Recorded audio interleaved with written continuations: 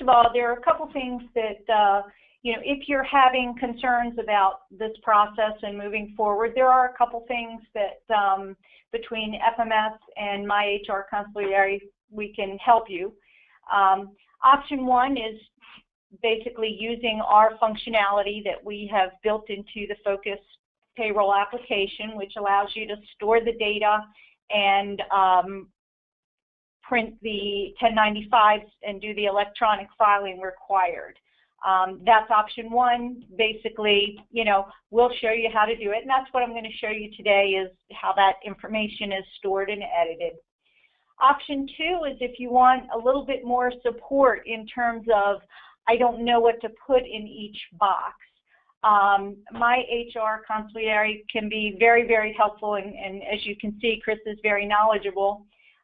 You can get in touch with Chris and contract with them to do some, just kind of on a question and answer basis. He can help you determine, you know, what safe harbors are best and how to actually code each employee.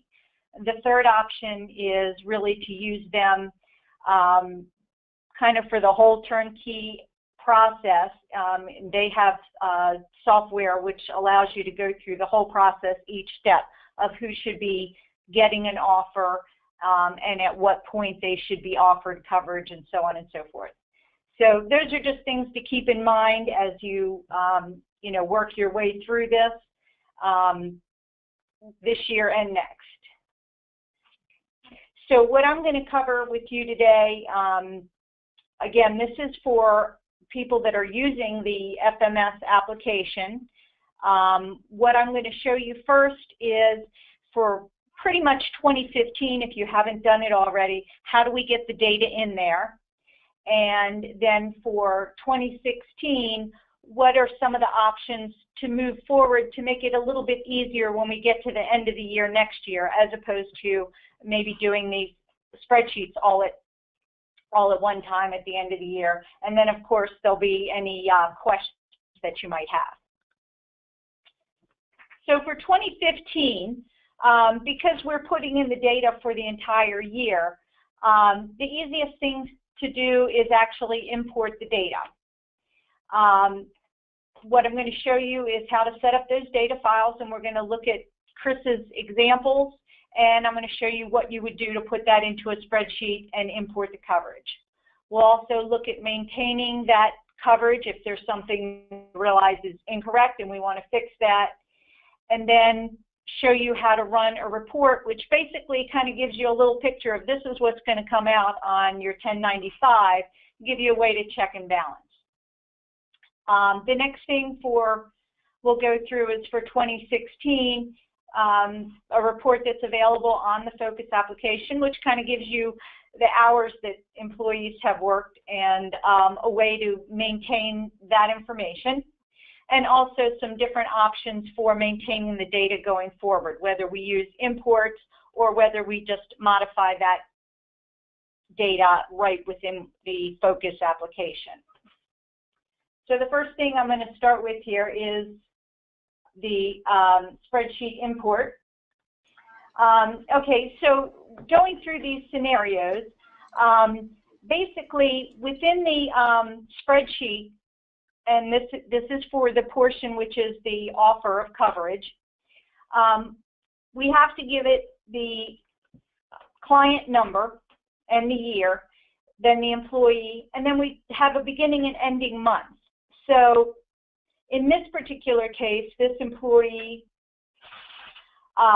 we had the offer of coverage for the first 3 months, and then they left the company later. So what you're going to do in the spreadsheet is you're going to have a begin month and an end month, and that's going to be these first 3, January, February, and March, and that was a 1E. We're giving it the box 15, which is the lowest value plan for the single individual in box 15, and then your safe harbor code for box 16, which in this case is 2C, and whether they were full-time or not. Because in the middle of the year here we changed, we couldn't do months 1 through 12, so for the rest of the year we have begin month 4 and month 12, and the employee was at that point not offered coverage, so it's a 1H. And the reason he wasn't offered coverage is because he was no longer an employee. And there's your 2A.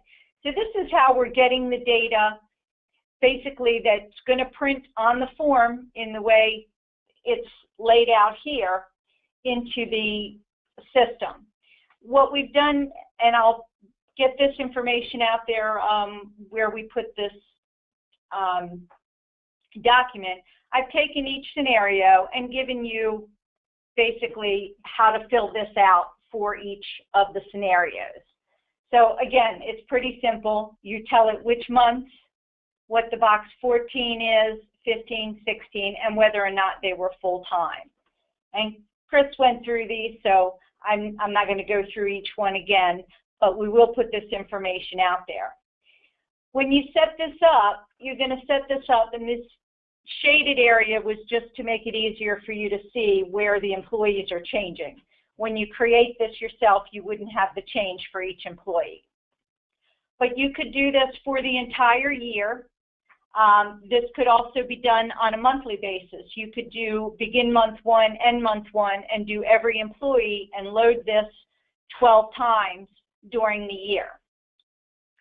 Once you have this set up, you're going to save it into a comma-separated file, and that's just by doing File, Save As, and changing your Save As type to a comma-separated.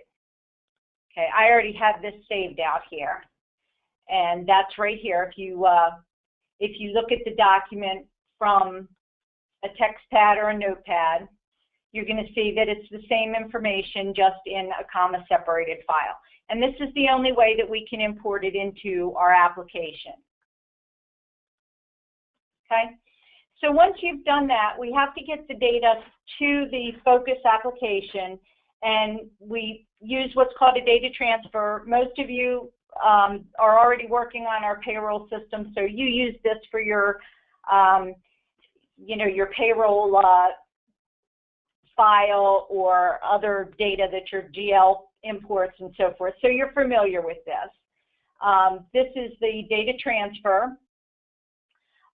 We have this available, so if you don't know how to set up your own, you can give us a call and we'll transfer it. We'll send you one that's already set up so that it has the right character length and so forth. You're just going to browse, select the file, and then transfer it into the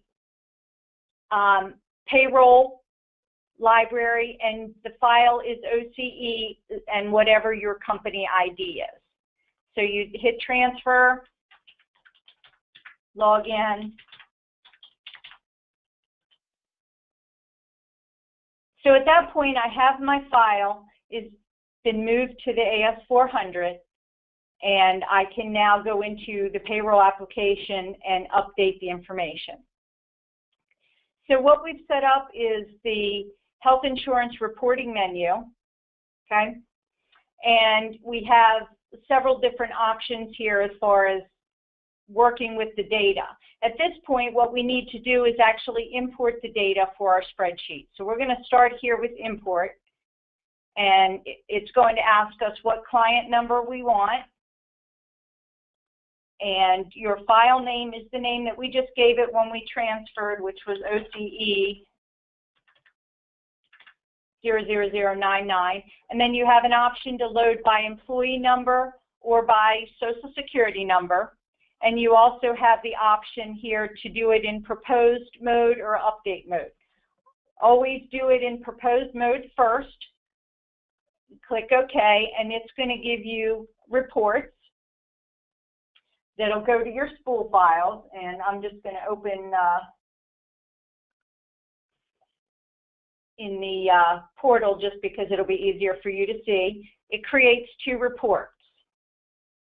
The first one is an error report, so if I had anything in there that caused an issue, it's going to give me an error.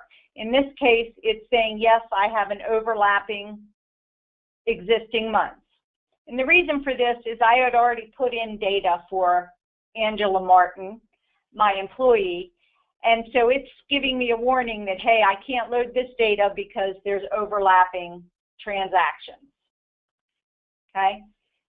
So what you would want to do is either fix that employee in your import, or if it's something that you don't mind that it drops, you can just ignore it. The second report shows you what would load from your file. So in this case, everybody else looks fine. It's giving you the begin and end months, what the codes are in box 14, 15, 16, and whether they were full-time or part-time. And basically, this is exactly what we put into that spreadsheet. So if I'm happy with that, I can go ahead and do that import one more time, which I'm going to do. Even though I know Angela Martin is going to error, I'm going to go ahead because I know why she's erroring. And again, this is just done exactly the same way, except this time, instead of doing a P, I'm going to use a U here, and this is going to make it update mode. Okay, so the first time you run it, you want to do it in propose mode. When you do it in propose mode, it shows you errors, but it doesn't update anything. So it gives you an opportunity to see if you have any problems in your files. As long as everything looks okay, you can go ahead and do it in update mode. Okay? And then if we go back and look at, I'll have another set of reports. And this time they're going to be updated, but they're going to be the same because I didn't change my files. So I'm still going to have the same error for Angela Martin. And I'm going to have everybody else loaded. So for this year, because you're pretty much working through the whole year and this wasn't done, this is the easiest way to get the data into the system for the year. So once we have it in there, we can go in and we can work with the employee coverage. So if we want to look at the employee, again, we're going to put in our client number and the year. So if we're working with 2015 right now, but if we wanted to, we could start working on 2016. So this is going to show us all of our employees. Over here, you have AI, which is your active, inactive flag, shows you which employees are active. This column with the E says whether there was an offer made to the employee, whether we have that employee offering coverage. And all these employees now have that.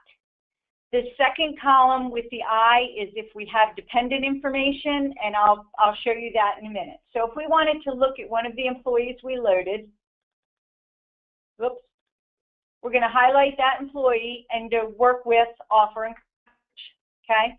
So here we can see beginning with month 1, ending with month 3.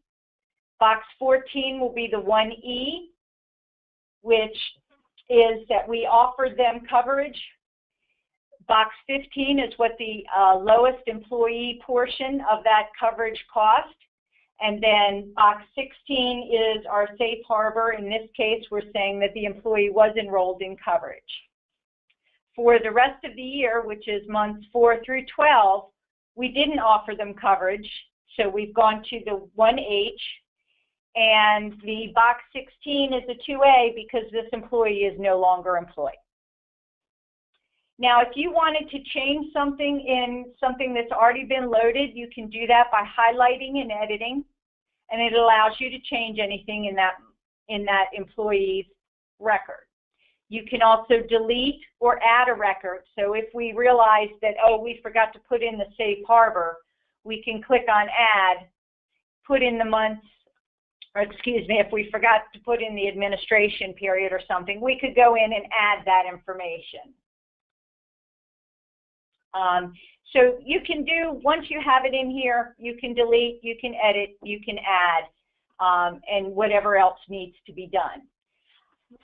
For anyone that is self-insured, where you have to actually provide the covered individuals, basically in addition to the employee, you have to have the information for any spouse or any children that are covered. We've also created an import for that. And let me go back into my spreadsheet. and that's down here. Basically with this, what you have to do is you have to put in the employee for which the dependent is associated. The dependent's social security number, first and last name, middle initial, date of birth, and then whether they were covered for each month of the year. So if any of you are self-insured, this is a requirement for you as well. You have to put this information in. Again, you're going to save it to a comma-separated file, and we're going to basically go through that same process that we did before by first copying the data to the AS400, and this file is OCI 0099, where the 0099 would be your company ID.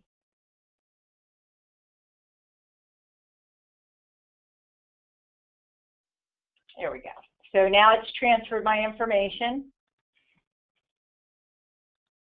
I'm going to go back out here, and we have the second import, which is the spreadsheet import for covered individuals.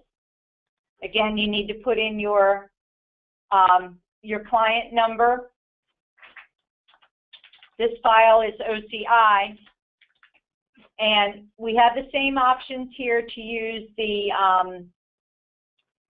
employee number or social security number, and to use the proposed mode, which again I recommend you use first just to make sure that you have no errors. Check for any errors on your spool file.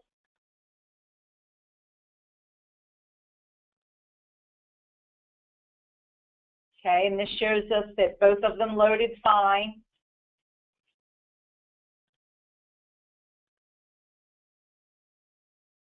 And there were no errors, so we're good with that. So now I'm going to go ahead and do this import again. You'll notice I didn't have to re-import the file or copy the file again. As long as you don't need to make changes for your file, you can just come back in here without reloading the file or doing that file transfer.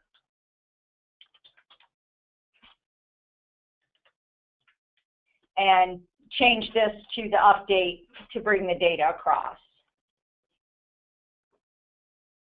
Okay, so now if we go back into the employee offer and coverage, working with the employee, and go back into 2015 because that's the year we're working in. We now have a couple people that have data for the dependent information. So we have two down here, and if we look at, those are the ones I just entered. We can do work with covered individuals, and you can see that's the individual that was on my file. You can display the information, or you can edit the information if you need to. You can also, again, add directly into this screen by using the Add key over on the left, or delete it as well. Again, with this dependent information, you do have to be cognizant of whether the dependent had coverage during every month, and that does have to be done and marked for each month. With the yes or no. It doesn't carry that from what's in the employee record. Okay. So basically, once you have all this information in, then we can run the employee offering coverage report, and this is going to kind of be your final check. Do I have everything in there that I need? Does it look like what I'm expecting it to look like?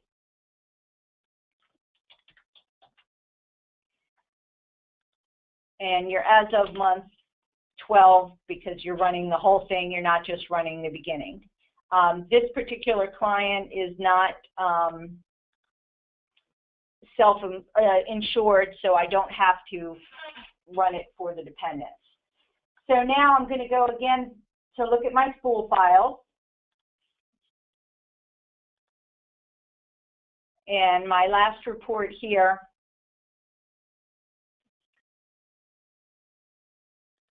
is my error report.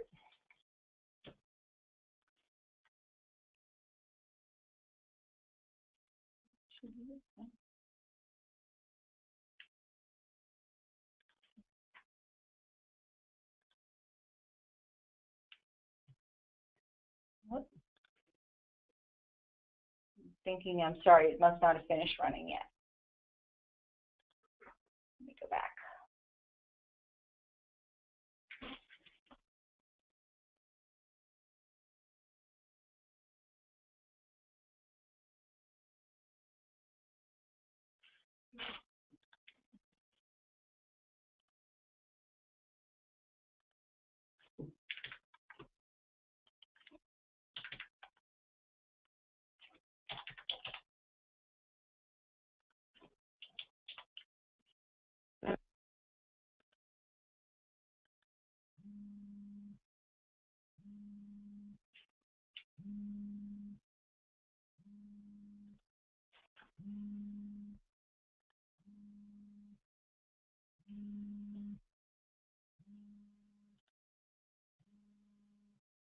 Okay, I think I must have put 2016 the first time, so I apologize for that. So this report basically gives you what's going to come out on your 1095. So this gives you the opportunity to review everything you've put in for the employee. It gives you every month of the year. This can be run at any time during the year. So if you want to maintain your data, and that's the next thing I want to talk about, is what's the easiest way to maintain your data throughout the year. There are a couple different schools of thought. You can import your spreadsheet each month where you're just using a begin and end month for the month that you're in. So at the end of January, you would import the month, beginning month January, ending month January, and what coverage they had for that period. You would go through the same process that we just did for the whole year using the format for, it's the same format, but you're going to use just 1 month at a time. The other options that you have, and kind of what I think is the easiest, but you know, you'll each have to decide. You can actually enter the employee for the full year. So if we're starting in 2016, if I want to start right now in 2016, I can put in all of my full-time employees that have coverage. I can set them up as if they're going to have coverage for the full year, even though at this point I don't know that they're going to have coverage for the full year. But I can put them in for months 1 through 12. In this case, let's say they're a 1A, so I don't have to do, forgot to hit select, I don't have to do anything in box 16, and they're a 2C because they're enrolled in coverage. Okay, so if I do that for every employee that has insurance at the beginning of the year, then I can maintain this by each month when I report to the insurance company or make adjustments for employees who have come or left, I can just change those employees. And I don't need to do any imports or exports. If this guy only lasts until February, I can come in here, do an edit, change my 12 months to an end month of 2, and then add the rest of the year, because the other thing to keep in mind is you have to have the full year here. If an employee is reported on a 1095, we need everything for the full year. At this point, we didn't offer them anything, so this is going to be a 1H. And the reason we didn't offer them anything is because they're no longer employed, so that's going to be your 2A.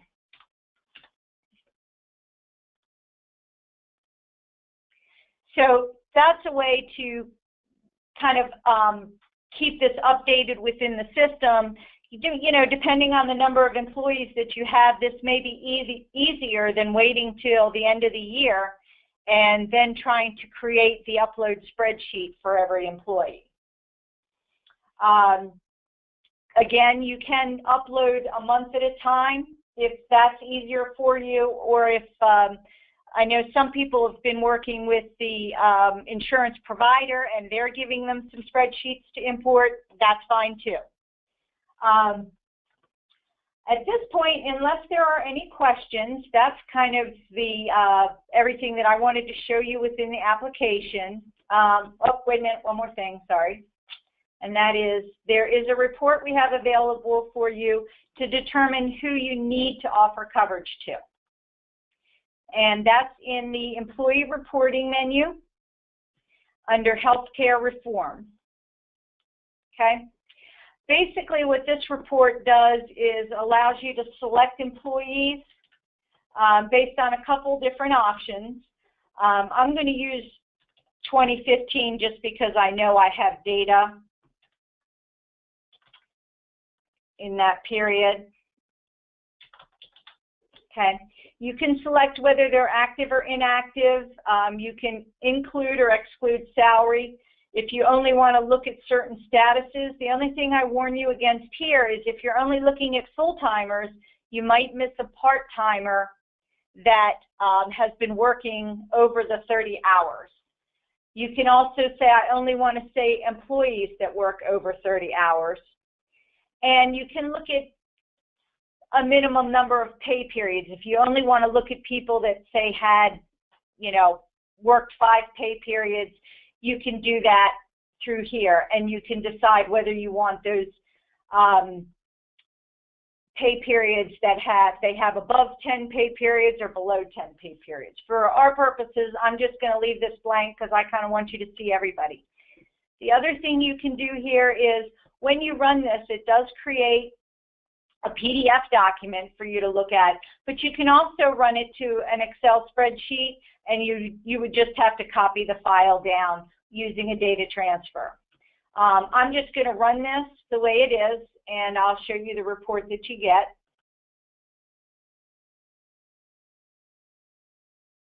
And again, this goes to our spool file.